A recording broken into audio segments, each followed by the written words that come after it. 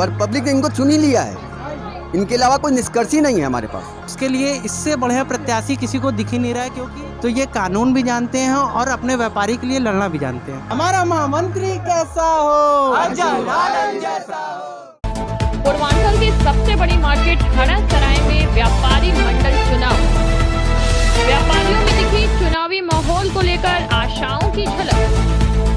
बनारस व्यापार मंडल का चुनाव होना है और इसी क्रम में आज हम व्यापारियों से बातचीत करने पहुंचे हैं दाल मंडी हरेकी सराय में, क्योंकि यहां पर कई सारे प्रत्याशी अपने दावेदारी दिखा रहे हैं और इसी उपलक्ष्य में हम बात करेंगे यहां के व्यापारियों से कि उनके प्रत्याशी या उनके जो दावेदार खड़े हैं उनके लिए उनके क्या रुझान है।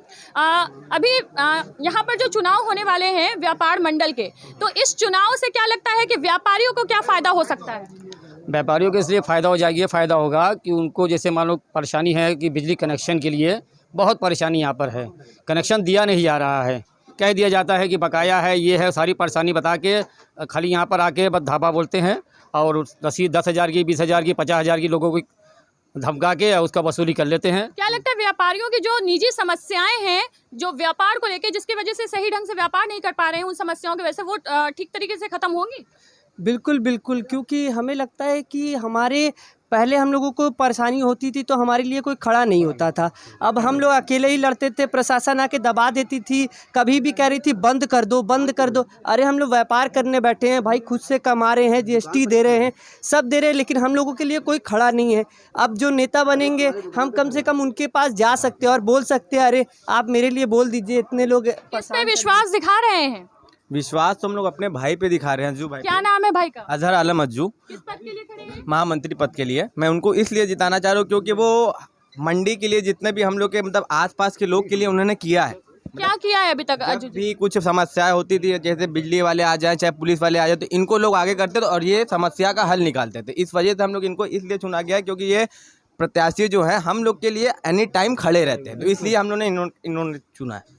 मतलब यहाँ पर जो व्यापारी हैं वो भी पूरी तरीके से अजहर आलम जी पे निर्भर है कि वो शायद जीत जाए महामंत्री पद पे, तो उनकी समस्याओं का निस्तारण होगा। क्या कहना चाहेंगे सर? बहुत ही अच्छा प्रत्याशी है और हमारे इस इलाके के लिए जो नया लड़का है और आगे तक इसकी पैठ है, जो इसकी पहुंच है और जो इसने सोचा है, तो इसकी सोच के लिए हम बहुत बहुत धन्यवाद देते हैं इसको, ताकि ये आगे चल के हमारे व्यापारी वर्ग के लिए बहुत ही अपार काम करने वाला है।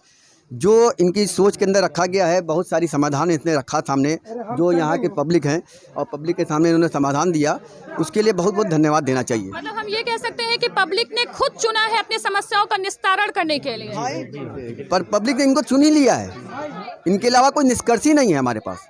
मतलब कितने % चांस है जीतने का? पूर्वांचल की सबसे बड़ी मार्केट है ये, यहाँ पे आए दिन कोई ना कोई समस्या छोटी बड़ी रहती है और कोई खड़ा नहीं होता है। हम लोग का नेतृत्व करने वाला कोई है ही नहीं, और हमने 24 साल बाद जब हम लोगों ने आवाज़ उठाई चुनाव होना चाहिए, तो उसके लिए इससे बढ़िया प्रत्याशी किसी को दिख ही नहीं रहा है, क्योंकि ये वेल एजुकेटेड है, ये विद्यापीठ से पढ़ाई इन्होंने की है, अभी अपेयरिंग LLB भी कर रहे हैं, तो ये कानून भी जानते हैं और अपने व्यापारी के लिए लड़ना भी जानते हैं। इसीलिए यहाँ की जो जनता है, यहाँ की जो व्यापार मंडल के जो लोग हैं, उनका पूरा समर्थन दिख रहा है अजहर आलम जी के लिए। जिंदाबाद जिंदाबाद, हमारा महामंत्री कैसा हो, अजय आलम जैसा हो। इसी के साथ आप बने रहे निम्बस न्यूज लाइव यूपी के साथ।